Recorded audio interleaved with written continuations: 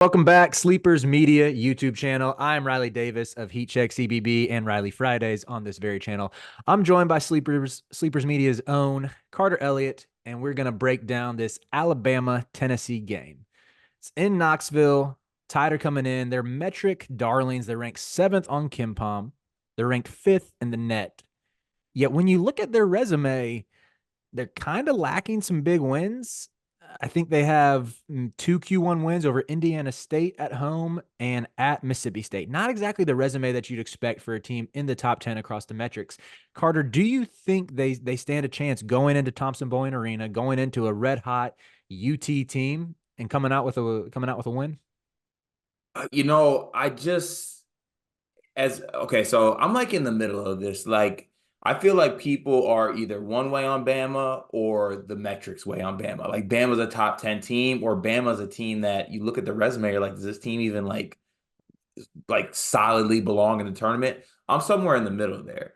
But I don't think that Alabama at the current state is good enough to go into Knoxville and get a win. And honestly, that's not a knock against Bama. I Mm-hmm. just think that this Tennessee team at home, they just suffocate people and they play such a beautiful brand of basketball at home. The crowd's into it.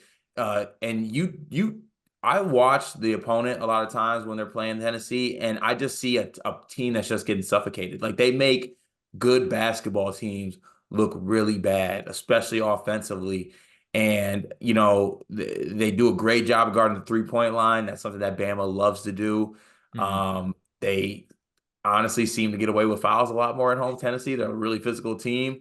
Bama has trouble fouling, making foul shots. I don't see the necessary recipe for this unless you just get nuclear games from, the Estradas, the Mm-hmm. Sears, Mm-hmm. the Nelsons, which, don't get me wrong, they're very capable of doing. It's just, I don't know if they're capable of doing it on the road against a really good Tennessee team, especially defensively. I'm with you. I think I view this Bama team much more like somewhere in like the 20 to 30 range as far as best teams in the country. Like I ranked them this past week. I want to say 22, 23, just because going into Starkville, getting a win at Mississippi State, I think they're now up to 6 wins in a row.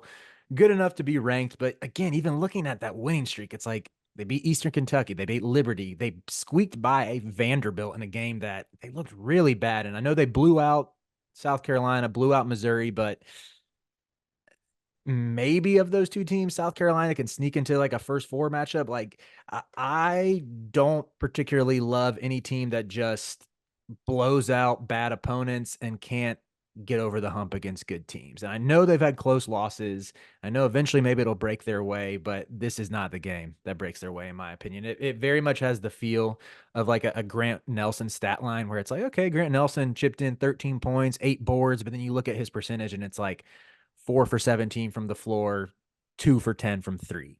And maybe if you just look at the counting stats, you're like, oh, maybe he held his own, but no, I think you look at the way this Tennessee defense is performing right now. Jonas Adu has really emerged. Like he's become one of the better two-way bigs in the conference, I think. And there was even a couple possessions, I think, against Florida early in the week where Tennessee just threw Jonas Adu on Riley Kugel. And to me, that's just a straight disrespectful mood. That's like a move you make when it's like, we are better than y'all. Y'all cannot score on you. We're literally putting our big man on your breakout lottery pick. Yeah, Um, definitely disrespect by them, but it worked. it worked, yeah. And so this Tennessee team is clicking on defense, and I mean, we've gone what, like 3 or 4 minutes into this preview, haven't even mentioned Dalton Connect yet. Yeah, I was gonna get to that. That man's scary. That man is very, very scary. When he gets it going, it's like there's not much you can necessarily do. And to play the easy, like, who gonna check him on the other team? Because I love playing that game. Who on Bama is gonna match up with him? Estrada and Sears are too small.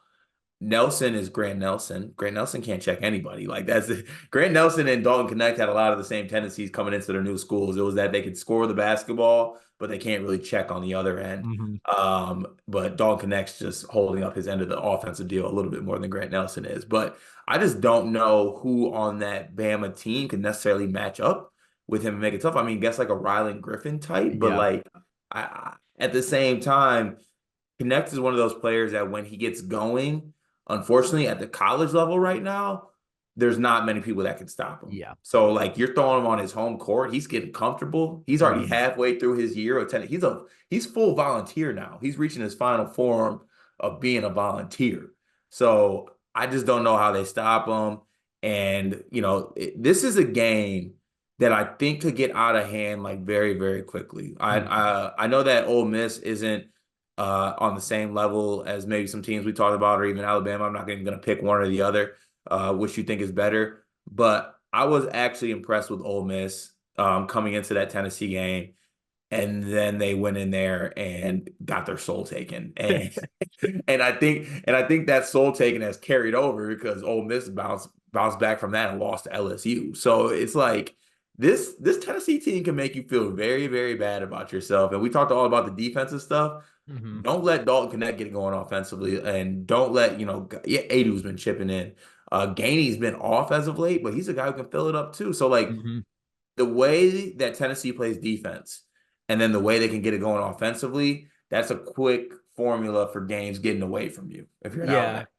Yeah, I agree with you completely. And even taking not it's not just this team that has done that. Sort of throughout this past half decade or so that Rick Barnes has been there, they've had a tendency when they welcome in a ranked team in their building to just shut the water off and hold them to 50 points or less. Or maybe even if it's not to that extent, like how many times over the past few years have we seen a ranked Kentucky team? It's like, oh, two SEC heavyweights coming to Thompson Bowling and UT ends up winning by like 15.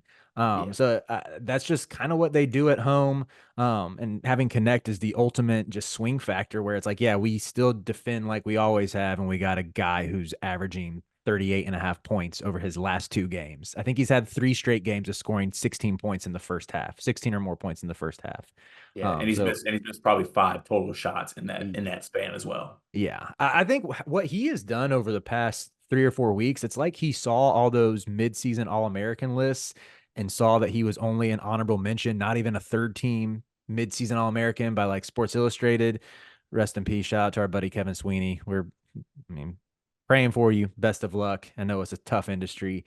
Or whether it was our Heat Check midseason All American team, like every outlet that was doing it, Dalton Connect wasn't getting the love he deserved. And since then, it's been like, oh, yeah, I was the best player or one of the best players in the country first month of the season. I just hurt my ankle and tore some ligaments, and now I'm back. You know, Yeah, Dalton Connect's definitely first team. Like I'm scared of that man.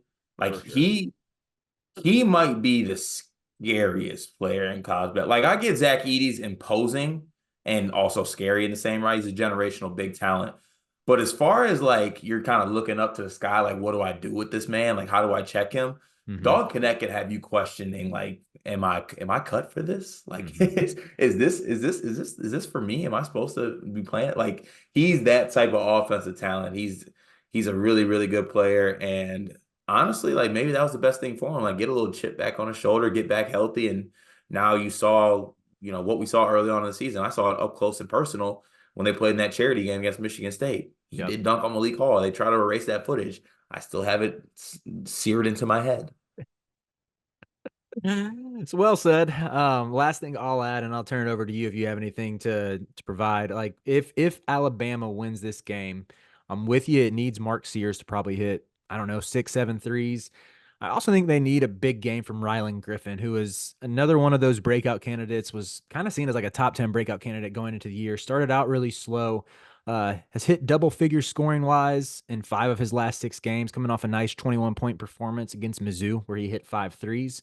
Um, Up to 38% on the year from beyond the arc, up from 30% a season ago. And he sort of strikes me as that wing who, like, if you're gonna compete with Tennessee at home and Dalton Connect starts cooking, you want that same kind of punch from your 3 man as well to be able to counter it. So, but how about you? Is there anything that you think Bama can do that would lead to a win? I like that Griffin shot a lot. I definitely think that he still has the ability to, at least the physical stature and the capabilities to match up with a guy like Dalton Connect. Is whether he can do it and execute or not. And honestly, that might be out of his control the way Dalton Connect is playing. Mm-hmm. But I think a big factor for me is that, like I stated, they're on the road. There needs to be some type of composure from Sears and Estrada. And when I Mm-hmm. say that, I'm not necessarily saying they got to go nuclear. But I mean, that would help them win, of course. Right. But the quickest way to lose to Tennessee is like you panic. You panic, you're not getting good shots, offense isn't working, so you just gun up an ill-advised three, which, you know, Alabama guards tend to take. They also tend to make. But I Mhm. don't necessarily think that's the way they want to go about it. I think you got to have some level of composure, play your offense, play what you need to do. And then I also think it's important that you match Tennessee physically. Like they try to physically impose teams. They got a lot of guys that are switchable, get up in you, play good defense. You need to stay within yourself, play physical without fouling. I got to throw that out there with the Alabama team. Physical without fouling and composure on the offensive end. And then just get it to a point where you're within striking distance. If you're within striking distance throughout the whole game, let's say we get into like the last 8 minutes of the game, you come into that under eight media timeout, you're like, all right, we did it. Like we withstood that first part, we kept up with them. Let's see what we can do. Let's go make some plays and just keep ourselves in the game. So uh this is going to be either a game that's extremely close in my eyes. Like I think it'll come down to it might get away at the end and like extend to like a 7, 8 point win. Mhm. But I think it'll be close, or it's just over by like the first 10 minutes of the game. I don't think there's any other way this game goes. Yeah. I think I'm leaning with you that it's over by like the 8-ish minute mark in the first half. I don't think they weather that storm like you hinted at, but we'll be back later this weekend recapping it. Hopefully it's a good one. I hope it's an entertaining one. Should like two of the better teams in the SEC, but we'll see.